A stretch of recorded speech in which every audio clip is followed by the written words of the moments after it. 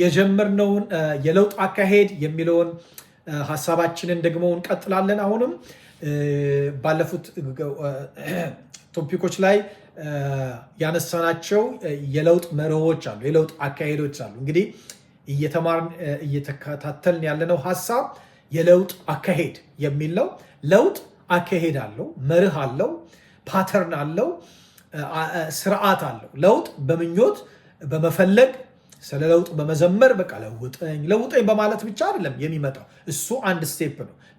ለመለወጥ መፈለግ ጥሩ ነው። ለመለወጥ መጸለይ፣ ለመለወጥ መዘመር መልካም ተገቢ አይደለም እያልኩ አይደለም። ነገር ግን ስለፈለግን ስለዘመርን ስለጸለይን ብቻ ግን አይመጣም። አካሄድ አለው። አካሄዱን መከተል፣ ፕሪንሲፕሉን መርሁን አፕላይ ማድረግ ያስፈልጋል አይደል? ለምሳሌ አንድ መድኃኒት ለአንድ ህመም ከተሰጠን በኋላ ለዛ ህመም ያ የተሰጠን ኪኒን መድኃኒት ነው ተብሎ ተነግሮናል። መድኃኒት መሆኑን ማወቃችን ብቻ አያድነንም አይደለም። ኪኒኑን ምን ማድረግ ይጠይቃል? መዋጥ ይጠይቃል። ከዋጥ ነው በተባል ነው ደግሞ ስንውጥም ደግሞ ጠዋት እንደዚህ ቀን እንደዚህ ከምግብ በፊት ከምግብ በኋላ አንዴ ወይ ሁለቴ አንድ ወይ ሁለት ብቻ የሚነገረንን ፕሮሲጀር መከተል ፋርማሲስቱ መድኃኒቱን እንደዚህ ነው ከምግብ በኋላ ወይ ከምግብ በፊት ነው የሚለውንም ፓተርኑን መከተል መርሁን አካሄዱን መከተል ይጠይቃል። ዝም ብሎ ነው እሱ ብለን እንደፈለግን እኛ ብንወስድ አይሰራም። ኪኒኑ በሽታችንን አያድነውም ማለት ነው። ስለዚህ ማወቅ አንድ ስቴፕ ነው። ከዛ በኋላ አጠቃቀሙን ደግሞ ፕሮሲጀሩን አካሄዱን ደግሞ መከተል ሌላ ስቴፕ ነው። እሱን ስናደርግ ነው የሚሰራው ማለት ነው። ልክ እንደዚሁ ለውጥ እንደሚያስፈልግ ማወቅ፣ መጸለይ፣ መፈለግ፣ መናገር፣ መዘመር ጥሩ ሲሆን ለውጡ የሚጠይቀውን ደግሞ ፓተርን መከተል፣ ፕሮሲጀሩን መከተል፣ ፕሪንስፕሉን አፕላይ ማድረግ ደግሞ ያስፈልጋል እና ባለፉት እንዳየነው የመጀመሪያው አካሄድን ከእግዚአብሔር ጋር ማድረግ ነው ብለን አይተናል። ከዛ በረሙ ለለውጥ እንቅፋት ከሚሆኑ ነገሮች መታቀብ ነው ብለናል። እነሱም አንደኛ ከሰዎች ጋር ያለን አካሄድ ብለን ከማን ጋር አሶሺየት እናደርጋለን፣ ማድረግ አለብን የለብንም የሚለውን እንደዚሁ አይተናል። ከዛ ደግሞ ስለ ገንዘብ መውደድ አንስተናል። ገንዘብ እንድንጠቀምበት የተሰጠን ባሪያችን እንጂ ጌታችን አይደለም እና ለገንዘብና ምንድነው መጽሐፍ ቅዱስ ላይ ጌታም ሲያስተምር ለእግዚአብሔርና ለገንዘብ መገዛት አትችሉም ብሎናል አይደል? ገንዘብ ጌታ እንዲሆንብን እና የገንዘብ መውደድ የክፋት ሁሉ ስር ስለሆነ ጥንቃቄ እንድናደርግ የገንዘብ መውደድ አካሄዳችን ላይ ስለ ገንዘብ ያለን እይታ ላይ እንድናስተካክል ለውጥን ከፈለግን የሚለውን ሐሳብ ነው ያየ ነው። ዛሬ የምናየው ሶስተኛ ፕሪንሲፕል እና አካሄድ ደግሞ በመንፈስ ቅዱስ ሙላት መመላለስ የምንለው አካሄድ ነው። ለለውጣችን ሌላው ሶስተኛ ፕሪንሲፕል ዛሬ የምናየው በመንፈስ ቅዱስ ሙላት መመላለስ። እንግዲህ መንፈስ ቅዱስ በእኛ ያደረ መለኮት ሲሆን የኃይላችን ደግሞ ትምክህት፣ የኃይላችን ትምክህት ምንጭ ነው። የኃይላችን ሶርስ ነው። የተሰጠን በውስጣችን ያ መንፈስ ቅዱስ የመለኮት የሆነው የመለኮት አንዱ የሥላሴ አካል ኃይልን ይሰጠናል።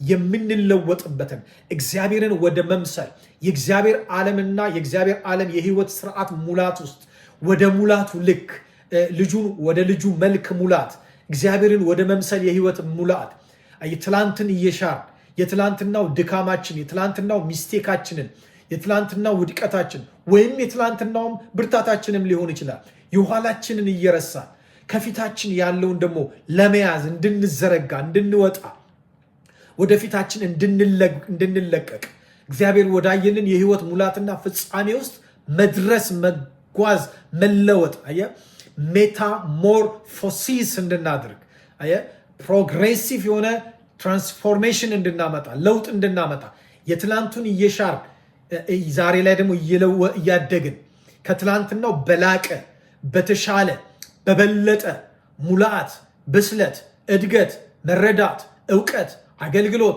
ዲሲፕሊን ጸሎት ጾም መስጠት ቅንነት ትህትና ታዛዥነት አክብሮት ጨምሩበት አድገን እንድንገኝ በስለን እንድንገኝ ማቹር ሆነን እንድንገኝ የሚያደርገን ለውጣችን ወደ ብስለት እንዲመጣ ወደ ማቹሪቲ እንድንለወጥ ወደ ማቹሪቲ ሙላት እንድንመጣ የሚያደርገን መንፈስ ቅዱስ ነው።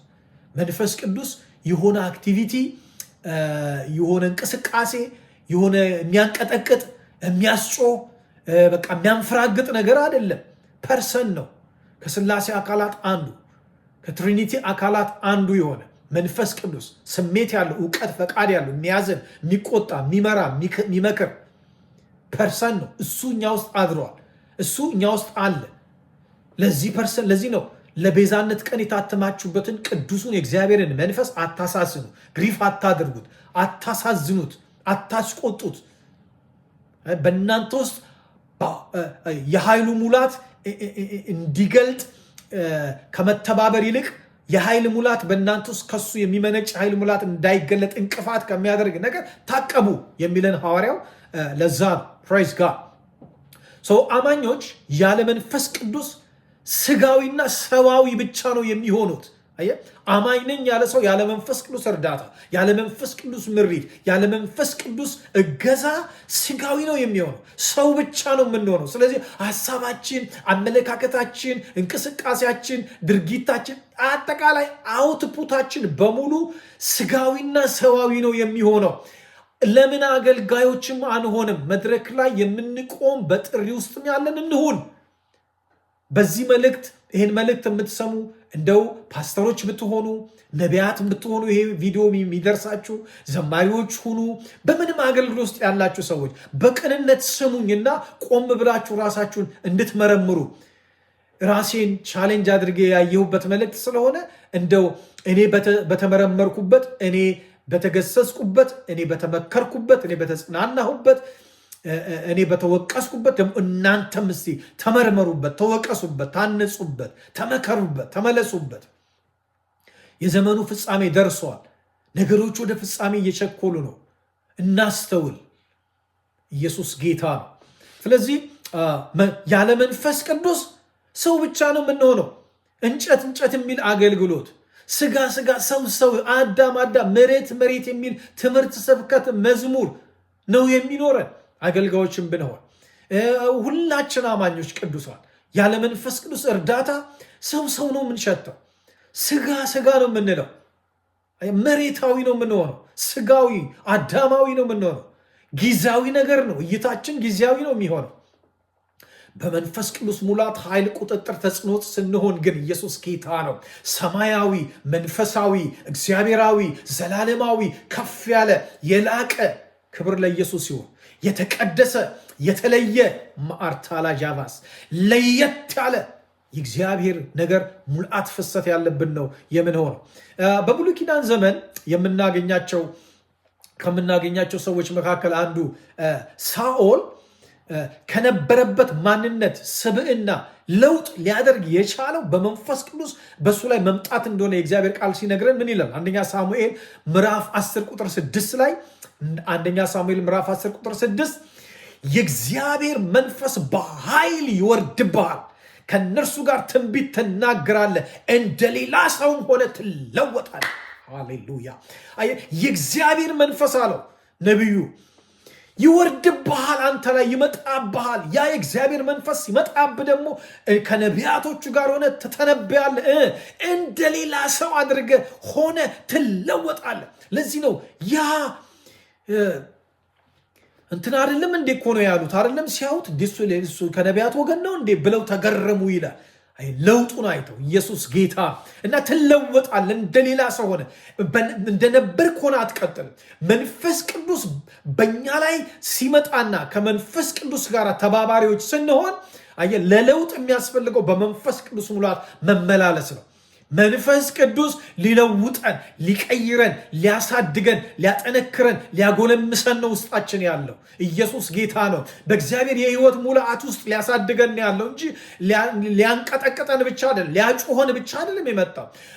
አይታችኋል። በተለይ እኔ አንዳንዶች አለ ብዙዎች ናቸው በዚህ ዘመን መቼም አንፎርቹኔትሊ ጩኸታቸው ጆሮ የሚበሳ ነው። ላይፋቸው ግን በጣም ከእግዚአብሔር ቤት የሚያርቅ መድረክ ላይ ወጡ ሲጮ በቃ ሲንቀጠቀጥ ሲል ጠጋ ስትሉት ከመድረክ ወርዶ ግን አውሬ ጃርት ሾክ የሆነ ብዙ የበዛበት ዘመን ነው ያለን። ፍቅር የማታዩበት፣ ትህትና የማታዩበት፣ የሚያዝን የሚራራ ልብ የሌላቸው ጨካኞች ነው የበዙት። ግን የሚጮሁ የሚንቀጠቀጡ መንፈስ ቅዱስ ነው እያሉ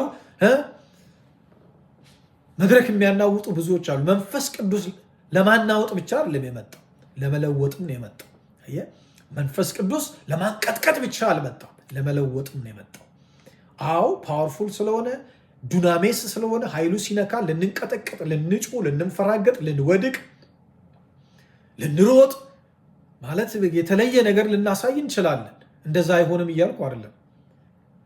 ከዛ በኋላ ግን ህይወታችን ላይ ፍሬ፣ ህይወታችን ላይ የመንፈስ ፍሬ የሚባል ነገር መምጣት አለበት። መንፈስ ቅዱስን የሚያክል ነገር ሰው ተቀብሎ ካላፈራ እንዴት ነው? ሰው እኮ እዛ በዛኛው ዓለም እንኳን የዛር መንፈስ ወርዶበት ከዛ በኋላ የሚሆነውን ነገርና ሰውየው ላይ የሚወጣው ለውጥ እኮ ይታያል። እኛ እንዴት ነው መለኮት የሆነ መንፈስ ቅዱስ አድሮብን የመንፈስ ቅዱስ ኃይል ወርዶብን ቀጥሎ በጥላቻ የምንቀጥለው፣ በንቀት የምንቀጥለው፣ በትዕቢት የምንቀጥለው፣ በውሸት የምንቀጥለው፣ በማስመሰል፣ በግብዝነት፣ በርኩሰት፣ በዝሙት፣ በመዳራት የምንቀጥለው፣ በክፉ ምኞት፣ ባሉባልታ እንዴት ነው የምንቀጥለው?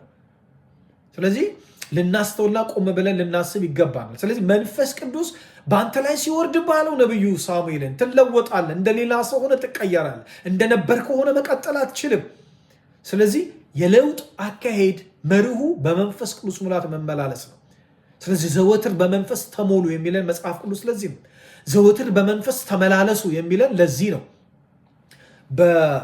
በአዲስ ኪዳን ውስጥ የምናገኘው ሐዋርያው ጴጥሮስን ነው። ጴጥሮስ በአንዲት የቤት አገልጋይ ረዳት በሆነች ሴት ፊት ኢየሱስ ክርስቶስ አጠገቡ እዛው እያለ እያየው አላቀውም ብሎ ካደው 3 ጊዜ ማል አይደለም። ግን መንፈስ ቅዱስ ከወረደበት ሐዋርያት ሥራ ላይ ስናነብ መንፈስ ቅዱስ እሱ ላይ ከመጣበት በኋላ ግን ከፈሪነት ያውም አጠገቡ በአካል የሌለውን የሞተውን እና የተነሳውን የሄደውን ያረገውን ኢየሱስን ከ3000 በላይ የሆኑ ሰዎች ባሉበት ጉባኤ ላይ በአንዲት የቤት ረዳት አገልጋይ ሴት ፊት የካደ ሰውዬ ከ3000 በላይ የሆኑ ሰዎች በተሰበሰቡበት ፊት ግን እናንተ የሰቀላችሁት ክርስቶስ ብሎ ስለ ክርስቶስ በኃይል የሚናገር ደፋር ሆነ። ለምን? መንፈስ ቅዱስ በሱ ላይ ስለወረደበት። ፕሬዝ ጋድ። ዘካርያስ ምዕራፍ 4 ቁጥር 6 ላይ ምን ይላል? ከዚያም እንዲህ አለኝ ይላል ዘካርያስ ምዕራፍ 4 ቁጥር 6 ለዘሩባቤል የተላከው የእግዚአብሔር ቃል ይህ ነው፣ በመንፈሴ እንጂ በኃይልና በብርታት አይደለም ይላል እግዚአብሔር ጸባኦት። ኢየሱስ ጌታ ነው። በመንፈሴ እንጂ በኃይልና በብርታት በራስ ቴክኒክና ታክቲክ አይደለም፣ ግን በመንፈስ ቅዱስ ነው። ለውጥ በብርታትና በኃይል እና በወኔ አይደለም፣ ለውጥ በመንፈስ ቅዱስ ነው። ሐዋርያት ሥራ ምዕራፍ 1 ቁጥር 8 ላይ ቅድም ያልኩት የነ ጴጥሮስ ለውጥን ያመጣው ይሄ ነው። ነገር ግን አላቸው ኢየሱስ ክርስቶስ እኔ እንድሄድ ይሻላችኋል፣ እኔ ሲሄድ ይመጣል አጽናኙ፣ ያስተምራችኋል፣ ይመራችኋል አለ፣ ያሳስባችኋል፣ ይመክራችኋል አለ እና ነገር ግን አላቸው እኔ ተቀመጡ፣ እዚህ ቆዩ በኢየሩሳሌም ምን እናርግ፣ ምን ታረጋላችሁ አላቸው። ነገር ግን መንፈስ ቅዱስ በእናንተ ላይ በወረደ ጊዜ ኃይልን ትቀበላላችሁ። ሃሌሉያ። በኢየሩሳሌም፣ በይሁዳ፣ በሰማርያ ሁሉ እስከ ምድር ዳርቻ ድረስ ምስክሮቼ ትሆናላችሁ። አሁን በአንድ ሰው ፊት መፍራት አይደለም። በዓለም ደረጃው ምስክር እየሆኑ ሞትን እየተጋፈጡ፣ ድብደባ እየተጋፈጡ፣ ግርፋት እየተጋፈጡ ይሄንን ወንጌል በኃይል የሚያስፋፉ ሆነው ተገለጡ ማለት ነው። ስለዚህ ለውጥ አካሄዳለሁ። ለውጥ ዝም ብሎ የሚመጣ ነገር አይደለም። ለውጥ እንዴት ይመጣል? አካሄድን ከእግዚአብሔር ጋር በማድረግ። ለውጥ እንዴት ይመጣል? ለለውጥ እንቅፋት ከሆኑ ነገሮች በመታቀብ ነው። ከነዛ ውስጥ 2 ዋናዎቹ ከሰው ጋር ያለን አካሄድ፣ ከገንዘብ ጋር ያለን አካሄድ የሚለውን አይተናል። አሁን ያየነው 3ኛ ሐሳብ የለውጥ አካሄድ የሚጠይቀው ፕሪንሲፕል ፓተርን ምንድን ነው ካልን በመንፈስ ቅዱስ ሙላት መመላለስን ይጠይቃል። ሁል ጊዜ ለመንፈስ ቅዱስ ሙላት ራሳችንን ማቅረብ፣ ማዘጋጀት፣ በመንፈስ ቅዱስ ሙላት ውስጥ መመላለስ አለብን። ምክንያቱም ኃይል እንቀበላለን። የለውጥ ኃይል፣ የለውጥ አቅም፣ የለውጥ ብርታት እናገኛለን። የለውጥ ወኔ እናገኛለን። አየ በኃይላችንና በብርታታችን በእኛ ቴክኒክና ታክቲካችን ሳይሆን በመንፈስ ቅዱስ ኃይል ነው እውነተኛ እግዚአብሔራዊ ለውጥ ያለው፣ ሰማያዊ የሆነ ለውጥ የሚመጣው፣ መንፈሳዊ የሆነ ለውጥ የሚመጣው። ፕሬዝ ጋድ። ኢየሱስ ክርስቶስ ጌታ። እንግዲህ ይሄ የለውጥ አካሄድ የሚለው ሐሳብ እንግዲህ ይህንን በምትሰሙ ወገኖቼ ላይ፣ ይህንን ቪዲዮ ደርሷችሁ በምታዩ ወገኖቼ ላይ በዚህ ሰዓት ለውጥን በምትፈልጉበት ለውጥን በምትናፍቁበት፣ ስለ ለውጥ በምትጸልዩበት፣ በምትጾሙበት፣ በምትጓጉበት ሁሉ ጉዳይ ላይ በእውነት ለውጥ እንዲሆንላችሁ በኢየሱስ ስም እኔ ጸልያለሁ። ነገር ግን አትሊስት እነዚህን ፕሪንሲፕሎች በህይወታችን ላይ አፕላይ እናድርጋቸው። የሚሰራ ትክክለኛ የሆነ ፕሪንሲፕል ነው። ክብር ለኢየሱስ ይሁን። ጌታ የተባረከ ይሁን። ክብር ለጌታ ይሁን። ሃሌሉያ። በመልእክቱ እንደተባረኩ እናምናለን። ለቻናሉ አዲስ ከሆኑ ሰብስክራይብ በማድረግ የደውል ምልክቷን ተጭነው ኦል የሚለውን ይንኩ። እንዲሁም መልእክቱን ለሌሎች ሼር ማድረግ፣ ኮሜንት ማድረግ አይርሱ። በክርስቶስ ኢየሱስ ተባርከው